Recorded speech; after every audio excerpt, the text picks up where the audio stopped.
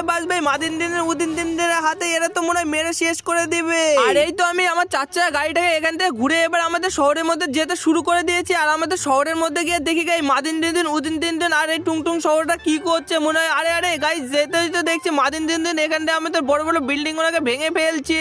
আরে কিন্তু এক সেকেন্ড এখানটায় এসে দেখছি তো একটা গাড়ি পুরো আগুন ধরে গেছে। আরে এখানটায় মনে হয় কোনো মানুষকে থাকতে দিচ্ছে না, এই মাদিন দিন উদিন দিন এরা পুরো মেরে শেষ করে ফেলছে। আর আস্তে আস্তে দেখছি আমাদের শহর পানে আরো চলে আসছে ওরা সবাই তেড়ে। আরে গাইজ এইসব দেখে তো আজ আমার অনেক ভয় লাগছে, মনে হয় এরা সবাই আমার গাড়ি থেকে আগুন ধরে আমাকে পুরো মেরে শেষ করে ফেলবে। যাই হোক আমাকে আস্তে আস্তে দেখতে হবে এরা কতজন মিলে আমাদের শহরে এসে ধ্বংস করতে শুরু করে দিয়েছে। আরে আরে এটা আবার সবুজ কালারের, এটা আবার কি জিনিস এটা তো আমি বুঝতে পারছি না। এ তো দেখছি আমাদের ট্রেনটাকে পুরো ধরে ফেলেছে। আর এখান থেকে দেখছি অনেক পুলিশ স্যারকে মেরে শেষ করে ফেলেছে।